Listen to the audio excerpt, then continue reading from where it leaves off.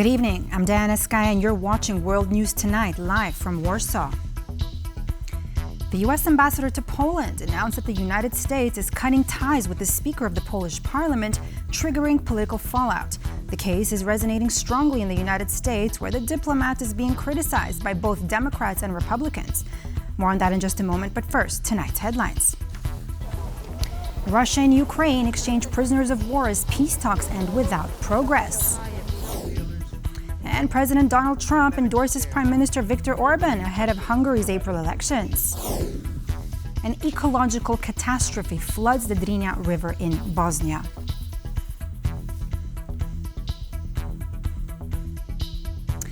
A statement by the U.S. ambassador to Poland announcing that he wants to sever ties with the Polish Speaker of Parliament prompted a backlash from most political forces in Poland as well as U.S. lawmakers. Tom Rose's decision came after Włodzimierz Czarzasty refused to endorse U.S. President Donald Trump for the Nobel Peace Prize. Kazimierz Wysiak reports.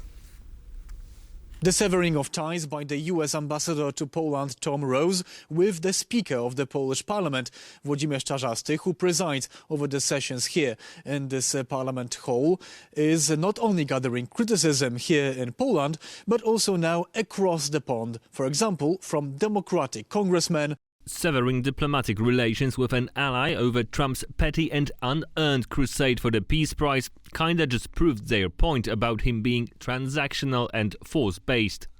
But also Republican lawmakers. Time for a new ambassador. The whole diplomatic row blew up on Thursday when Ambassador Rose announced he was severing any and all ties with the Polish speaker, claiming he offended U.S. President Donald Trump. This after Czarzasty refused to officially endorse Donald Trump's Nobel Peace Prize nomination earlier this week. Ambassador Rose also responded to a post on the X social platform to a Polish student with a rather specific and controversial threat.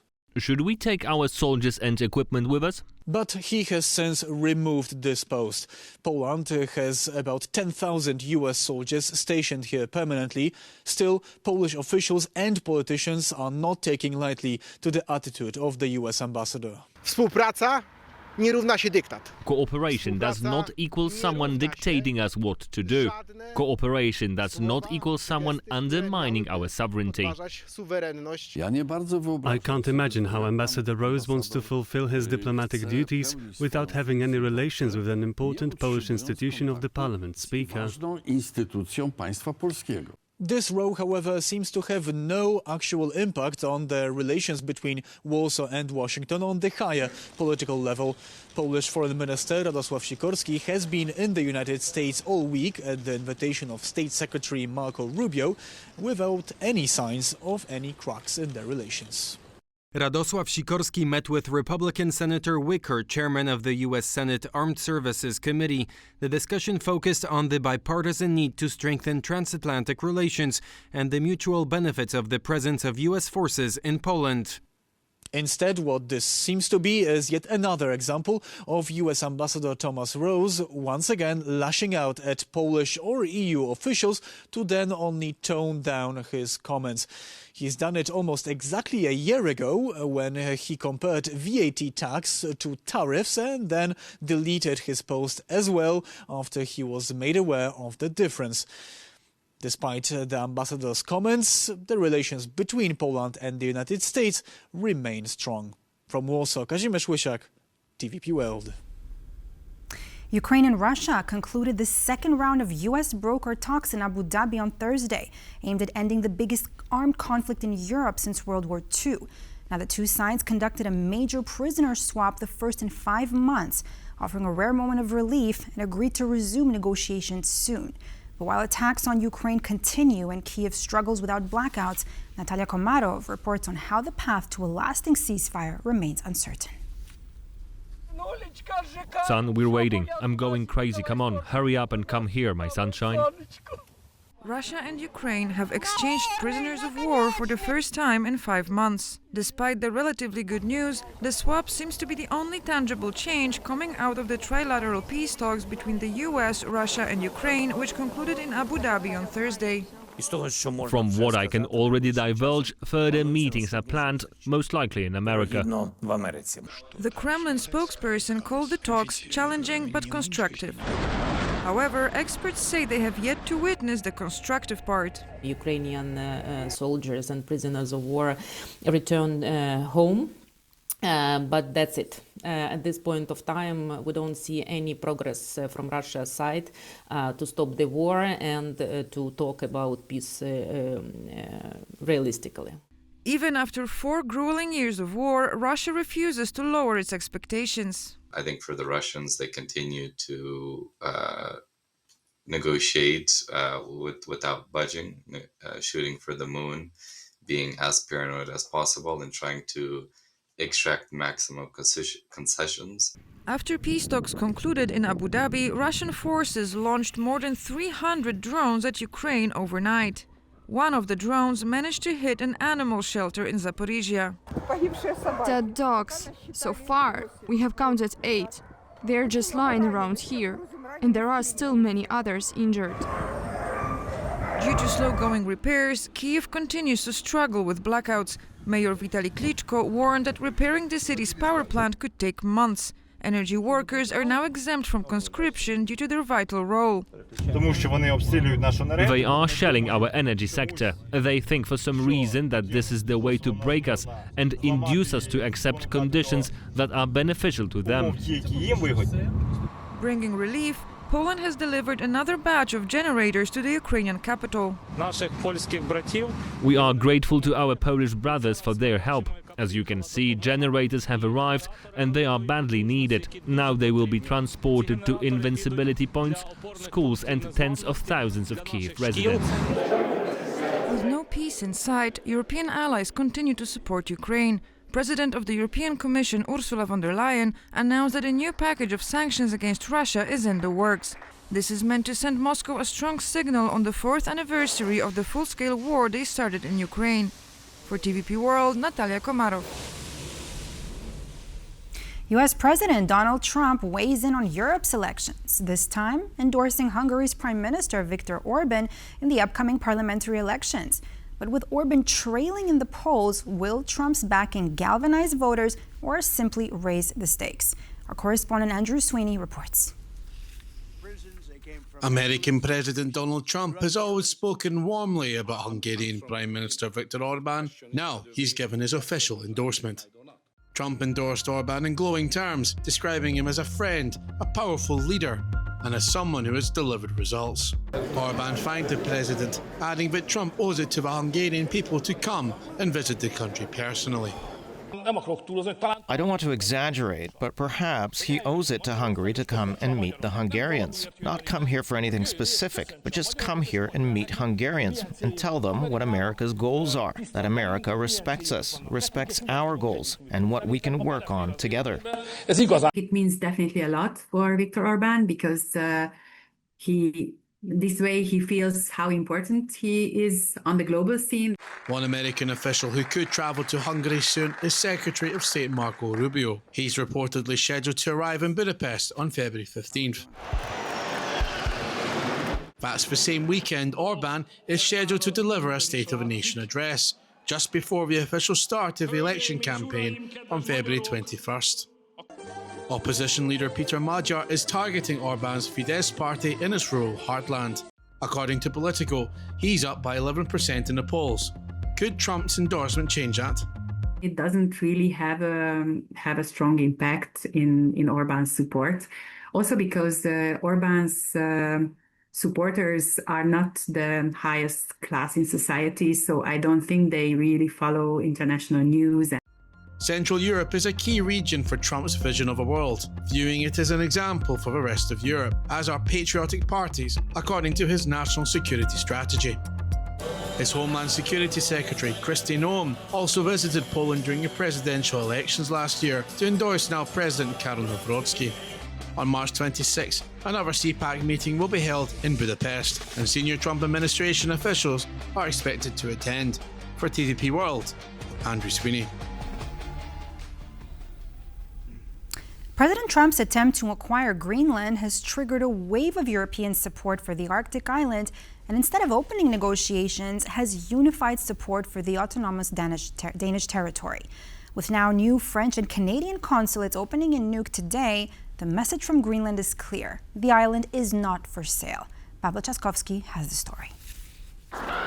The dust slowly settles in Nuuk after Greenland managed to fight off annexation attempts coming from US President Donald Trump. But as Washington went as far as threatening military force to intimidate Greenland into submission, the last couple of weeks are still vividly remembered in the country. It was something we all talked about. Some of the children were afraid to take the bus for school because they heard, what if the military comes and they will get lost from their parents? Trump's bid to acquire this autonomous territory of Denmark the nice way or the more difficult way. Revolved around security and natural resources.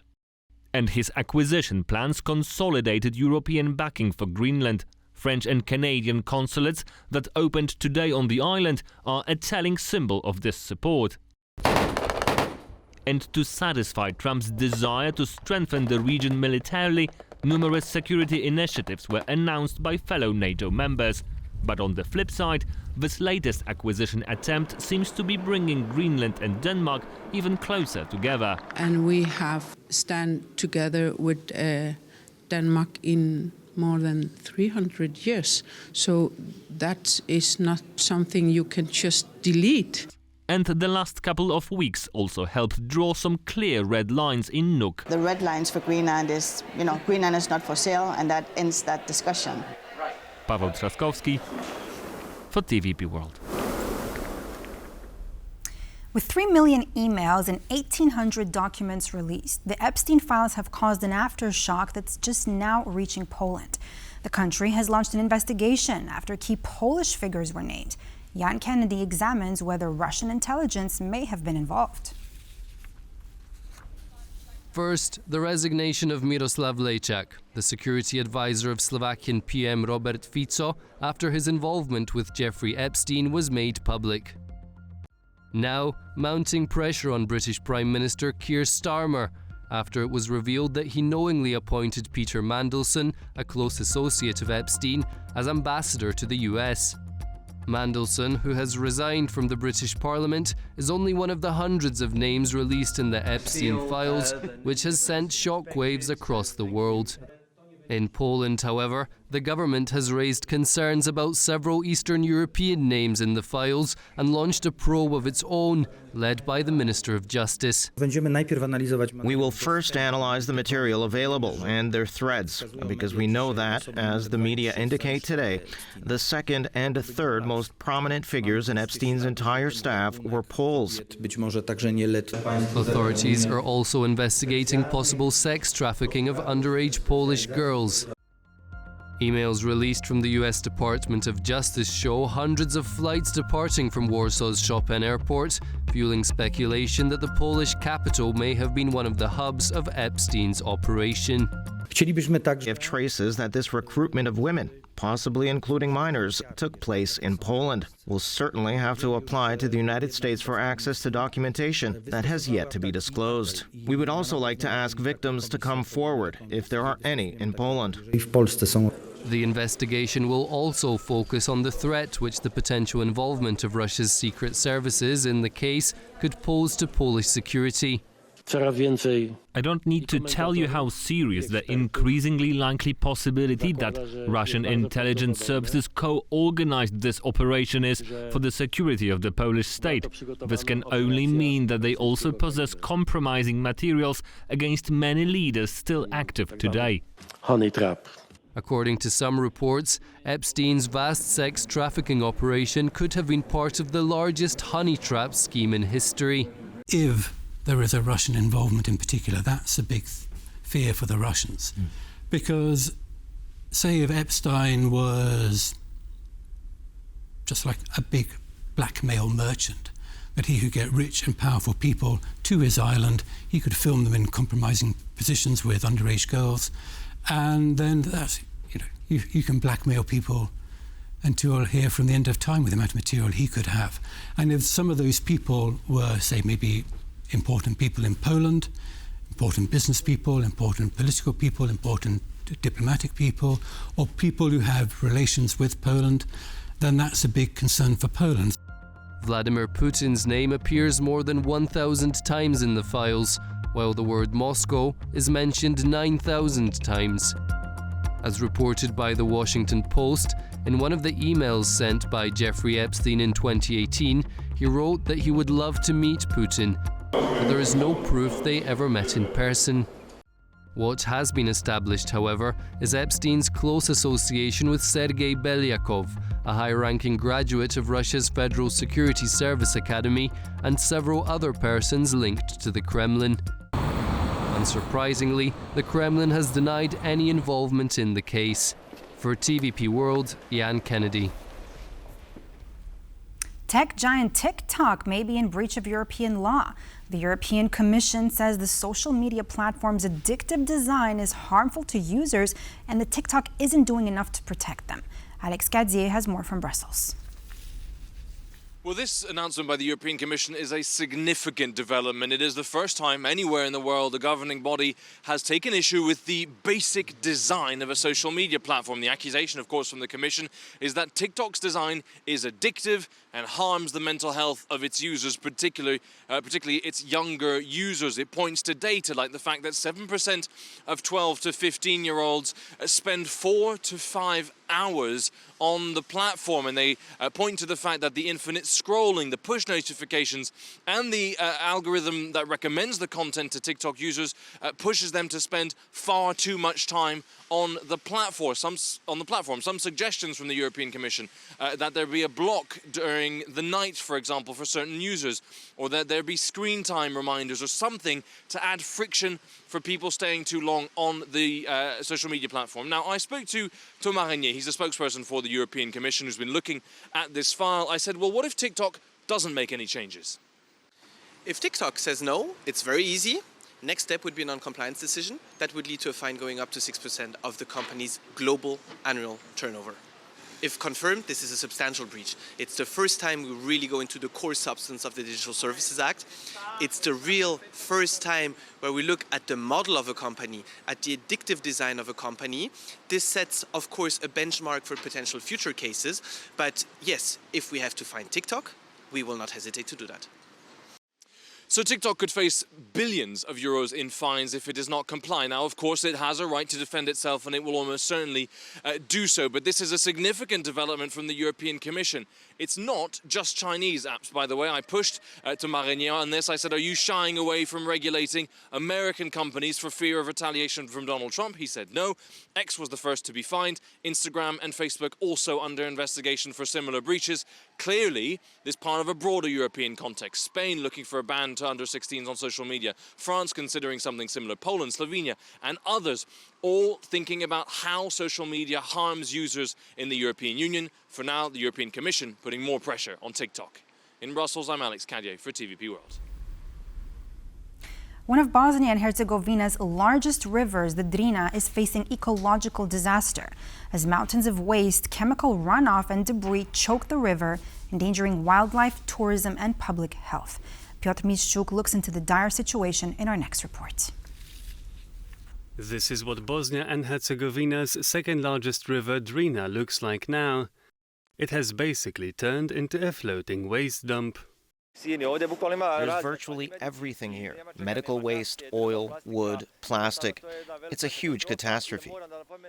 The Drina is mostly located at the Bosnian-Serbian border, though the obstruction of trash seems to be concentrated near the Bosnian town of Visegrad. They don't seem to see it as a local problem. This waste comes from illegal dumps located on the riverbanks in neighboring municipalities.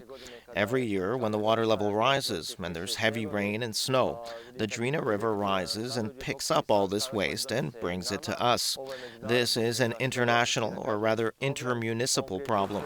It starts in Montenegro and reaches Bosnia and Herzegovina via Serbia. This is definitely not a new problem.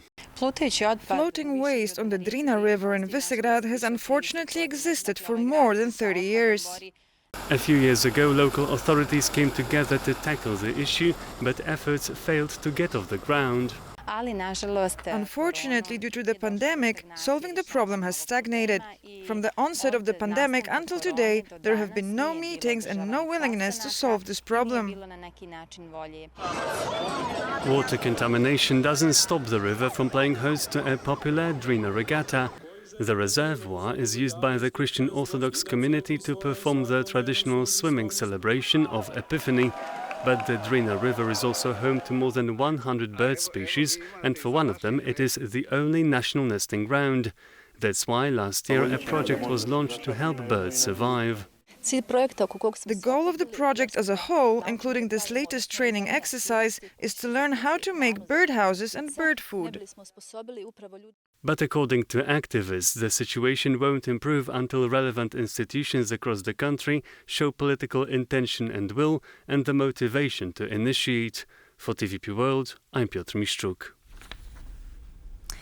President Trump's return to the White House has already generated significant friction across the Atlantic.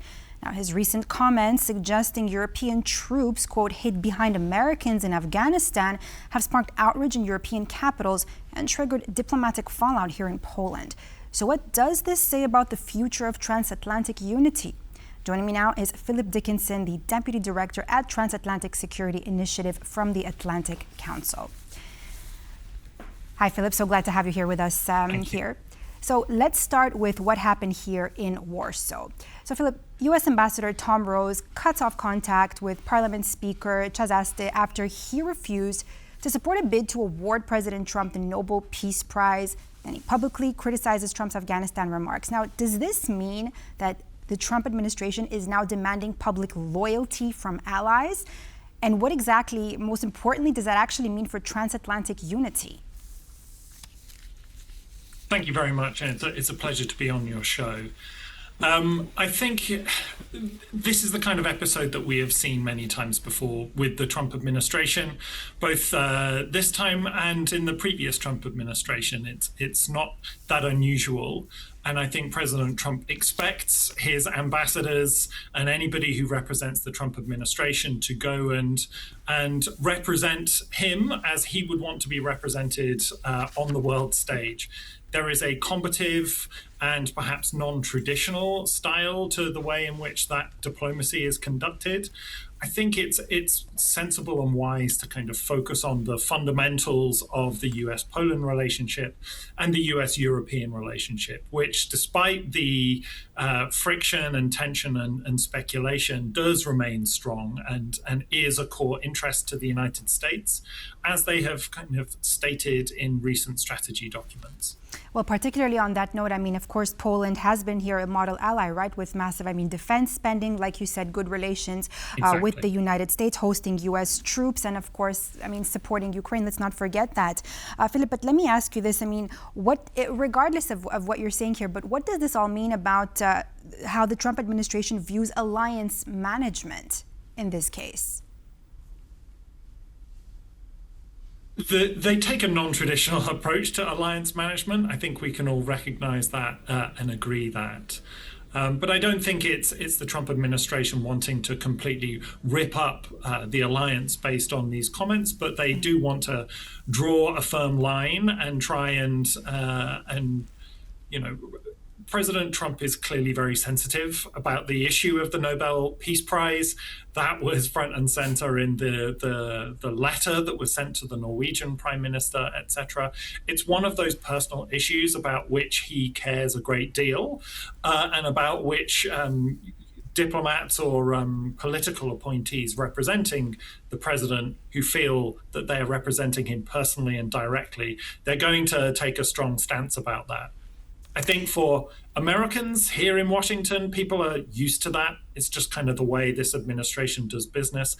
It's the way Donald Trump has always done business. For Europeans kind of being confronted with that, it can be quite jarring and unexpected and provoke quite serious and fundamental questions. But the important thing is to just stay focused on the fundamentals of the relationship. You know, Philip, you did say unexpected there, so let me ask you this. I mean, all of this, with everything you just said, is definitely playing out in unexpected places, including in the Arctic. I mean, France and Canada, Philip, are opening consulates today in Greenland, and just as Trump, you know, escalated his territorial rhetoric. So let me ask you this then. Do you think, I mean, France, Canada, is this their coordinated European pushback, even though, of course, Canada is not Europe? I mean, are we suddenly seeing your NATO allies essentially telling Donald Trump or telling, you know, Washington, hey, Greenland is not yours to take? To a certain extent, I think that is going on.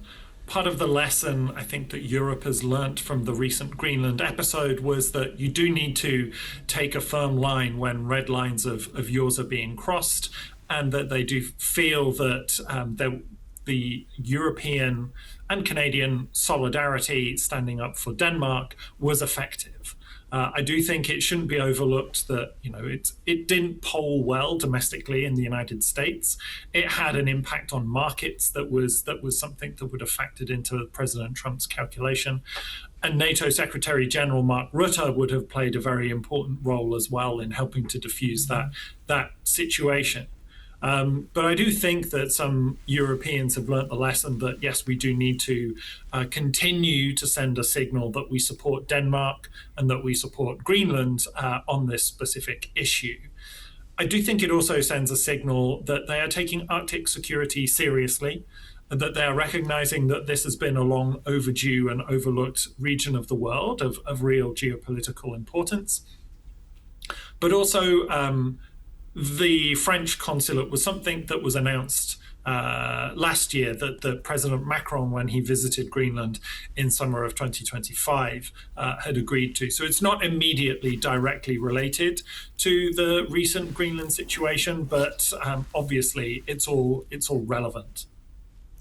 Philip, now, I mean, here we are talking about, you know, Europe and again, this relationship with the United States. But again, once again, what we're seeing here is possibly Washington having sidelined Europe in another important diplomatic channel that's taking place today in Oman, right? About the U.S.-Iran nuclear talks. What can you tell us about that? I mean, do you think that Washington is cutting Europe out of Middle East diplomacy? Washington has generally, this administration certainly, has preferred to deal on Middle East peace and security issues directly, and doesn't, I think, consider that Europe is a direct player in these issues. Previous administrations operated differently. The Obama administration that negotiated the Iran nuclear deal 10 years ago, Europeans were very heavily involved in that. Exactly. UK, France, Germany, they were involved. So is it really correct to say that, you know, European leaders had nothing to do with it? That's an interesting fact there. Personally, I think Europe does have an important role to play and does play a valuable diplomatic role. But this administration, I think, sees it differently. They prefer to work the relationships and personal channels. That is, it is a personal style of diplomacy. Steve Witkoff and Jared Kushner tend to be the people that the US deploys to these talks. It's not the only venue in which you've seen this approach to diplomatic deal making taking place. It remains the case with Ukraine negotiations that the United States very much kind of wants to see itself as the convener and not necessarily just one of many.